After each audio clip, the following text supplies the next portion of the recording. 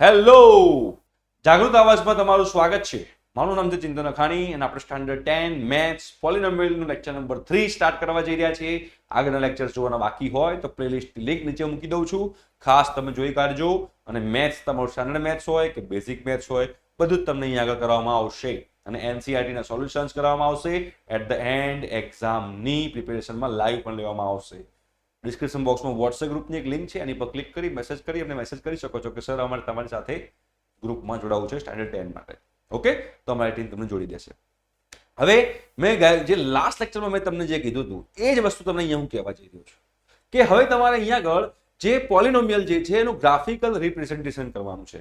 હવે graphical representation માટે આપણે અહીંયા આગળ જોઈએ એક પોલિનોમિયલ છે. ફોર એક્ઝામ્પલ એક પોલિનોમિયલ છે p ઓફ x બરાબર, અહીંયા લખું છું હું x પ્લસ 1. આ એક પોલિનોમિયલ છે, બરાબર. હવે આ જે પોલિનોમિયલ જે છે એ પોલિનોમિયલ ને અને હું બીજી એક રેખા લઉં છું y is equal to x plus 1.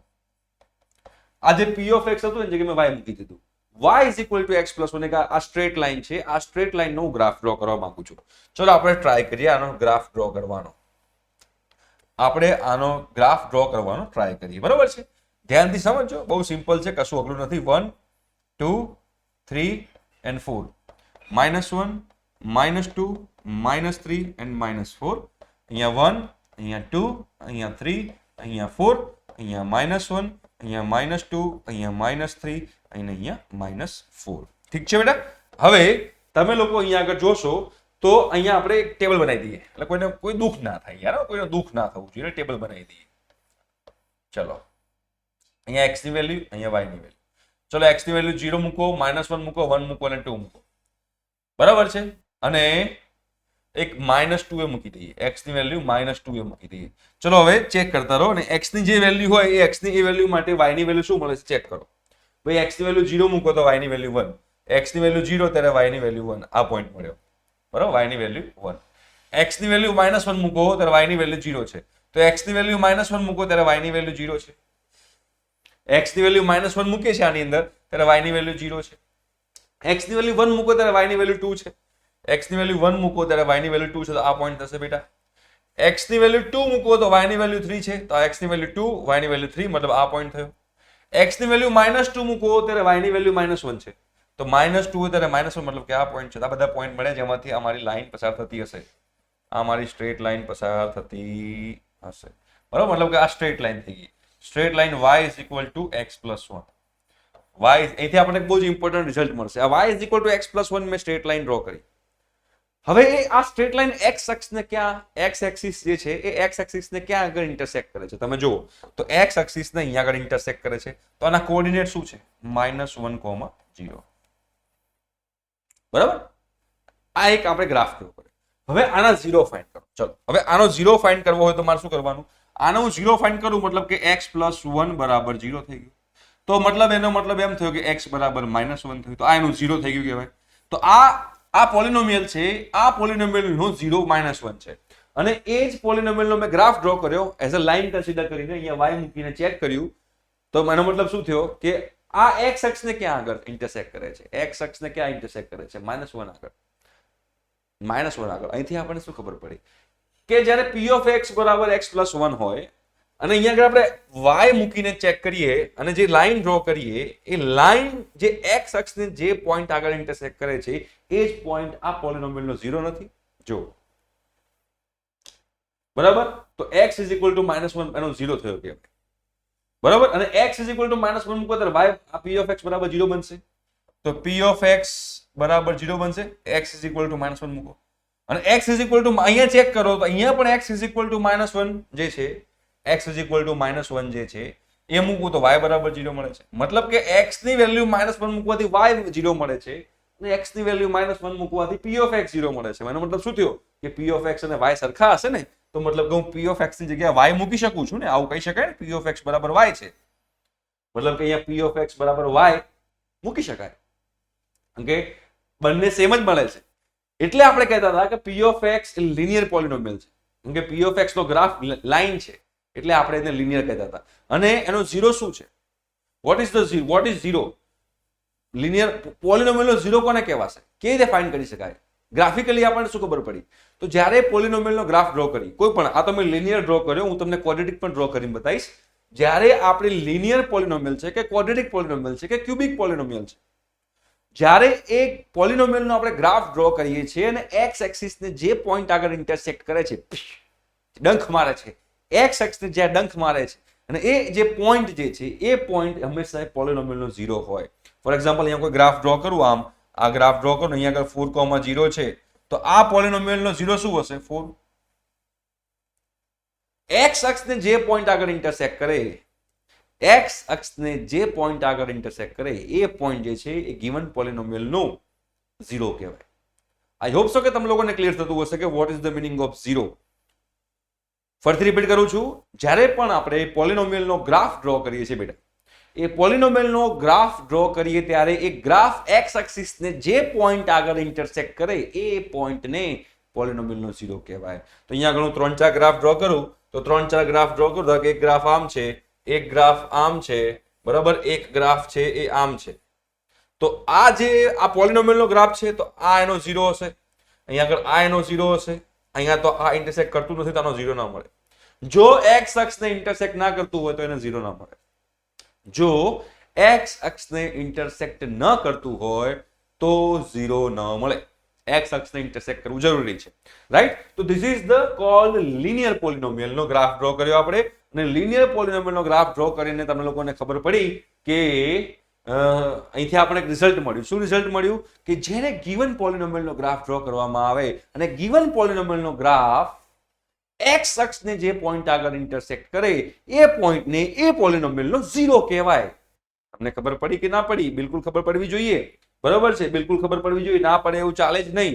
Okay, તો આપણે વાત કરી લિનિયર પોલિનોમિયલની, ત્યાંથી આપણને એક રિઝલ્ટ મળ્યું. અને હવે જ્યારે હું ક્વોડ્રેટિક પોલિનોમિયલની વાત કરીશ, ક્વોડ્રેટિક પોલિનોમિયલની વાત કરીશ, ત્યારે મને અહીંયા આગળ બીજું રિઝલ્ટ મળશે. તો આપણે અહીંયા આગળ એક ક્વોડ્રેટિક પોલિનોમિયલ લઈએ છીએ. ચલો, ક્વોડ્રેટિક પોલિનોમિયલ લઈએ છીએ. p of x બરાબર x² માઇનસ 5x પ્લસ 6, બરાબર છે? આ એક લિનિયર ક્વોડ્રેટિક પોલિનોમિયલ છે. મેં તમને પહેલા કહી દીધું કે p of x બરાબર y કહેવાય. હા, એ આપણે પહેલા આગળ વાત થઈ ગઈ. ઓકે, હવે y બરાબરનો ગ્રાફ ડ્રો કરી નાખીએ. x² માઇનસ 5x પ્લસ 6, બરાબર છે? અલગ અલગ વેલ્યુ લઈએ અને એના પ્રમાણે x અને y ની વેલ્યુ મૂકી અને આપણે એનો ગ્રાફ ડ્રો કરવાનો પ્રયત્ન કરીશું. ચલો, let's try to find out. -b/2a 5/5 થાય. ચલો જોઈએ આપણે. અહીંયા x ની વેલ્યુ મૂકવાની છે બેટા, નીચે y ની વેલ્યુ મૂકશું આપણે. x ની વેલ્યુ, y ની વેલ્યુ. ચલો, x ની વેલ્યુ 5/2 મૂકો પહેલા. આ કેમ મૂકી મેં એ તમને 11મા ધોરણમાં ખબર પડશે, અત્યારે જે જાણવાની જરૂર નથી. અત્યારે હું ગ્રાફ સમજો. x ની વેલ્યુ 5/2 મૂકો તો મૂકો, શું થાય આગળ? તો ભાઈ 25/4 માઇનસ 25/2, બરાબર છે? પ્લસ 6, 25/4, 4 LCM આવશે તો 50 થશે, પેલું 24, માઇનસ 1/4 આવશે, -1/4. y ની વેલ્યુ -1/4 આવશે.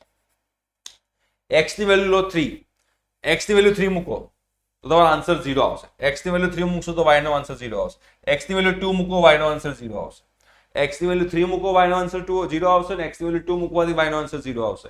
x ની વેલ્યુ 1 મૂકો, x ની વેલ્યુ 1 મૂકશો તો આન્સર આવશે 6 અને 1 7, 7 - 5 2, બરાબર છે? અને x ની વેલ્યુ 2 મૂકશું આપણે, x ની વેલ્યુ 2 મૂકશું, 2 નો 4 10, એ તો આવી ગયું. 1 2 3 4 મૂકી દો, 16 ને 22 2 આવશે. 4 મૂકવાથી બી 2 આવશે આન્સર. જુઓ, 16 ને 6 22 -20 2 આવશે. તો x 4 મૂકવાથી બી આન્સર 2 આવે છે. ચલો, હવે આપણે ગ્રાફ ડ્રો કરીએ. આપણે એનો ગ્રાફ ડ્રો કરીએ. મેં આ ગ્રાફ કેમ ડ્રો કરવા માંગુ છું? અહીંયા તમારે અત્યારે આમાં નથી પડવાનું, આ તમને 11-12માં કામ આવશે.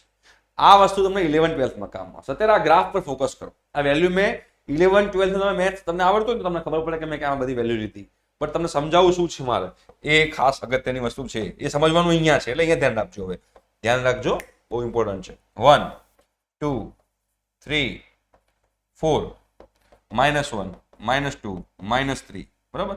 1 2 3 4 -1 -2 -3 -4, બરાબર? ચલો, x ની વેલ્યુ 5/2, 5/2 મતલબ 2.5 સમથિંગ થાય. 5/2 મતલબ 2.5 સમથિંગ. તો અહીંયા કે હશે x ની વેલ્યુ 2.5. ત્યારે -1/4 છે તો -1/4 કંઈક અહીંયા આવશે તો અહીંયા આગળ આપણે રાખી દઈએ. ચલો આ પોઈન્ટ હશે આ પોઈન્ટ. ઓકે, x ની વેલ્યુ 3 લેવાથી y ની વેલ્યુ 0 તો 3 હોય ત્યારે y ની વેલ્યુ 0, 2 હોય ત્યારે y ની વેલ્યુ 0 તો 2 હોય ત્યારે y ની વેલ્યુ 0, 1 હોય ત્યારે 2 તો 1 હોય ત્યારે 2 આ રહ્યું. બરાબર છે. 4 હોય ત્યારે 2 તો 4 હોય ત્યારે 2 આ રહ્યું. તો ગ્રાફ કેવો બનશે ખબર? કે ગ્રાફ આવો બનશે બેટા, જો આવો ગ્રાફ બનશે, યુ ટાઈપનો ગ્રાફ બનશે. જો તો આ કોનો ગ્રાફ બને? પોલિનોમિયલનો. કયા પોલિનોમિયલનો? ક્વોડ્રેટિક પોલિનોમિયલ. જે લિનિયર પોલિનોમિયલ હતો, બેટા, લિનિયર પોલિનોમિયલમાં સ્ટ્રેટ લાઈન બનતી હતી. અહીંયા જ્યારે ક્વોડ્રેટિક પોલિનોમિયલની વાત કરીએ તો ક્વોડ્રેટિક પોલિનોમિયલમાં જે ગ્રાફ બને છે યુ શેપનો છે, અને યુ શેપનો જે ગ્રાફ હોય એને પેરાબોલા કહેવાય. મતલબ કે ક્વોડ્રેટિક જે પોલિનોમિયલ છે એ ક્વોડ્રેટિક પોલિનોમિયલનો ગ્રાફ પેરાબોલા ટાઈપનો હોય. કયા ટાઈપનો હોય? પેરાબોલા ટાઈપનો. ઠીક છે, તો આ ક્વોડ્રેટિક પોલિનોમિયલનો ગ્રાફ છે જે પેરાબોલા ટાઈપનો છે. હવે એક્સ અક્ષને કેટલા પોઈન્ટ આગળ ઇન્ટરસેક્ટ કરે છે? એક્સ અક્ષને 2 પોઈન્ટ આગળ ઇન્ટરસેક્ટ કરે છે, 1 અને 2. હવે આના ઝીરોસ કેટલા છે? તો આના ઝીરો 2 જ છે, 1 અને 2. આલે ઝીરો મતલબ શું? x ની જે વેલ્યુ મૂકવાથી પોલિનોમિયલ 0 બનતું હોય તો અહીંયા આગળ x બરાબર 3 મૂકવાથી આન્સર 0 આવશે ને x બરાબર 2 મૂકવાથી આન્સર 0 આવશે. અને અહીંયા પણ x બરાબર 3 આગળ x અક્ષને ઇન્ટરસેક્ટ કરે છે અને x બરાબર 2 આગળ ઇન્ટરસેક્ટ કરે છે. અને આગળ મેં કીધું હતું કે ગિવન પોલિનોમિયલનો ગ્રાફ x એક્સિસને જે પોઈન્ટ આગળ ઇન્ટરસેક્ટ કરે એ પોઈન્ટ જે છે એ પોલિનોમિયલનો 0 કહેવાશે. રાઈટ? મેં તમને આ કીધું હતું, આગળ બી કીધું, અંદર ફરતી કહું છું. પણ એ કેટલા પોઈન્ટમાં ઇન્ટરસેક્ટ કરે છે? 2 પોઈન્ટમાં. 2 પોઈન્ટમાં ઇન્ટરસેક્ટ કરે તો કેટલા 0 નીકળે? 2. આગળ લાઈનની વાત કરીએ તો કેટલા પોઈન્ટમાં x અક્ષને ઇન્ટરસેક્ટ કરે છે? તો x અક્ષને 1 પોઈન્ટમાં ઇન્ટરસેક્ટ કરે છે તો કેટલા 0 નીકળ્યા? તો 0 નીકળ્યો 1. તો આના પરથી આપણને બીજું રિઝલ્ટ મળ્યું બેટા. બીજું રિઝલ્ટ શું મળ્યું? કે ગિવન પોલિનોમિયલનો ગ્રાફ x અક્ષને જેટલા પોઈન્ટ્સમાં ઇન્ટરસેક્ટ કરે એટલા એના 0 હોય. જો 2 પોઈન્ટમાં ઇન્ટરસેક્ટ કરે તો 2 0, 1 પોઈન્ટમાં ઇન્ટરસેક્ટ કરે તો 1 0, 4 પોઈન્ટમાં ઇન્ટરસેક્ટ કરે તો 4 0, 7 પોઈન્ટ્સમાં ઇન્ટરસેક્ટ કરે તો 7 0, x અક્ષને ઇન્ટરસેક્ટ જ ના કરે તો કોઈ 0 મળે નહીં. બરોબર? 3 પોઈન્ટમાં ઇન્ટરસેક્ટ કરે તો 3 0. જો અહીંયા 2 પોઈન્ટમાં ઇન્ટરસેક્ટ કરે તો 2 0 મળ્યું. તો અહીંથી આપણને 2 રિઝલ્ટ મળ્યા. 2 વસ્તુ આપણને ખબર પડી કે જે ક્વોડ્રેટિક પોલિનોમિયલ છે એનો ગ્રાફ કેવો બને. તો જે ક્વોડ્રેટિક પોલિનોમિયલ છે આ ધ્યાનમાં રાખવાનું, કામમાં આવશે આગળ. જે ક્વોડ્રેટિક પોલિનોમિયલ છે, ક્વોડ્રેટિક પોલિનોમિયલનો ગ્રાફ બને છે પેરાબોલા ટાઈપનો. કયા ટાઈપનો બેટા? પેરાબોલા ટાઈપનો ગ્રાફ બને છે. પેરાબોલા ટાઈપનો શું? પેરાબોલા જ બને છે, પેરાબોલા બને છે. હવે પેરાબોલા 2 પ્રકારના હોઈ શકે. પેરાબોલા 2 પ્રકારના હોઈ શકે. એક તો આ યુ હોઈ શકે યા તો ઉલટો યુ હોઈ શકે. યુ હોઈ શકે યા તો ઉલટો યુ હોઈ શકે. હવે એ કોની પર ડિપેન્ડ કરે? તો પહેલા યાદ કરો કે જે ક્વોડ્રેટિક પોલિનોમિયલ છે એનું ઇક્વેશન શું હતું? કંઈક આવું હતું, p of x is equal to ax² plus bx plus c. આ ક્વોડ્રેટિક પોલિનોમિયલનું ઇક્વેશન છે, જનરલ ફોર્મ ક્વોડ્રેટિક પોલિનોમિયલનું. તો પેરાબોલા જે ક્વોડ્રેટિક પોલિનોમિયલ છે એનો કાં તો u બનશે કાં તો ઊંધો u બનશે. કોની પર ડિપેન્ડ કરશે? તો x² ના કોએફિશિયન્ટ પર ડિપેન્ડ કરશે. x² નો કોએફિશિયન્ટ શું છે? a. જો x² નો કોએફિશિયન્ટ પોઝિટિવ હોય મતલબ કે a ગ્રેટર ધેન 0 હોય તો સીધો u એનો ગ્રાફ બને, અને જો a લેસ ધેન 0 હોય તો ઊંધો u ગ્રાફ બને. મતલબ કે હું 2 પોલિનોમિયલ લઉં છું, 2 પોલિનોમિયલ. એક પોલિનોમિયલ આવું છે x² plus x plus 1 અને બીજો પોલિનોમિયલ છે p of x બરાબર -3x² plus 4x plus 1. હવે જો અહીંયા x² નો કોએફિશિયન્ટ +1 છે, અહીંયા x² નો કોએફિશિયન્ટ -3 છે. તો જ્યારે હું આનો ગ્રાફ ડ્રો કરવા જઈશ તો આવો બનશે, પણ હું આનો ગ્રાફ ડ્રો કરવા જઈશ તો આવો બનશે. એ આપણે અત્યારે નથી પડવાનું. અત્યારે ખાલી આપણે આ તમે ધ્યાનમાં રાખવાનું. આ તમારે નેક્સ્ટ 11 12 માં મેથ્સ કરશો તો એમાં આવશે, અને જો હું શીખવાડીશ તો તમને મજા પડી જશે. બરોબર? પણ અહીંયા તમારે ખાલી એટલું યાદ રાખવાનું છે કે પેરાબોલા જે છે, જે ક્વોડ્રેટિક પોલિનોમિયલ છે બેટા, એ ક્વોડ્રેટિક પોલિનોમિયલનો ગ્રાફ પેરાબોલા હોય, અને જો a ગ્રેટર ધેન 0 હોય તો u હોય, અને a લેસ ધેન 0 હોય તો ઊંધો u હોય. અને બીજું આપણે શું મળ્યું? Important result. બીજું આપણને બેટા જે ઇમ્પોર્ટન્ટ રિઝલ્ટ મળ્યું એ આ મળ્યું કે જ્યારે પણ આપણે કોઈ પોલિનોમિયલનો ગ્રાફ ડ્રો કરીએ છીએ, x અક્ષને જેટલા પોઈન્ટ આગળ ઇન્ટરસેક્ટ કરે, x અક્ષને યાદ કરજો, y અક્ષને ગમે તે હોય, y અક્ષને કોઈ લેવા દેવાની, y એક્સિસને કોઈ લેવા દેવાની, આપણે x એક્સિસને પકડવાનું. તો જે ગિવન પોલિનોમિયલનો ગ્રાફ છે એ x એક્સિસને જેટલા પોઈન્ટ આગળ ઇન્ટરસેક્ટ કરતો હોય એટલા એના ઝીરોઝ હોય. તો એના માટે થઈને તમને હોમવર્ક આપું છું. એ હોમવર્ક તમારે લોકો પહેલા અહીંયા 2 હું લખી નાખીશ, બાકીના હોમવર્કમાં આપીશ. ધારો કે આ એક ગ્રાફ છે પોલિનોમિયલનો, બીજો એક આ ગ્રાફ છે, બરાબર? એ બીજો એક આવો ગ્રાફ છે. તો આના કેટલા ઝીરો હશે? આના જો x અક્ષને કેટલા પોઈન્ટ આગળ ઇન્ટરસેક્ટ કરે છે? 1 2 3 4 5 તો આના 5 0 હોય. આ એક્સ અક્ષને કેટલા પોઈન્ટ આગળ ઇન્ટરસેક્ટ કરે છે? 1 અને 2.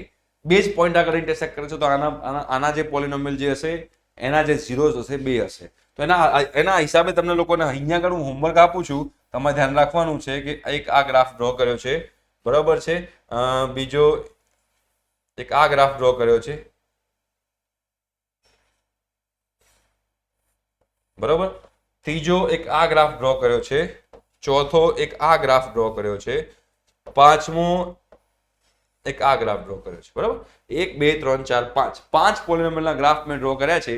એ તમારે જોઈ ચેક કરી કમેન્ટ બોક્સમાં કમેન્ટ કરવાનું છે કે સર આ પહેલું છે તો આના કેટલા ઝીરો છે, પહેલું કીધું આના કેટલા ઝીરો છે, આના કેટલા ઝીરો છે, આના કેટલા ઝીરો છે, આના કેટલા ઝીરોસ છે અને આના કેટલા ઝીરોસ છે, રાઈટ. પાંચે પાંચના તમારે આન્સર નીચે કમેન્ટ બોક્સમાં કમેન્ટ કરવાના છે. અને જો તમને આવડી ગયું તો તમે એક્સરસાઇઝ નંબર 2.1 ઇઝીલી કરી શકશો, રાઈટ. હવે નેક્સ્ટ લેક્ચરની અંદર જે ક્વોડ્રેટિક પોલિનોમિયલ છે એના ઝીરોસ ફાઇન્ડ કરવા માટેની મેથડ આપણે શીખીશું, ઠીક છે. તેના માટે તમારે આવવું પડશે નેક્સ્ટ લેક્ચરમાં. ત્યાં સુધી બાય.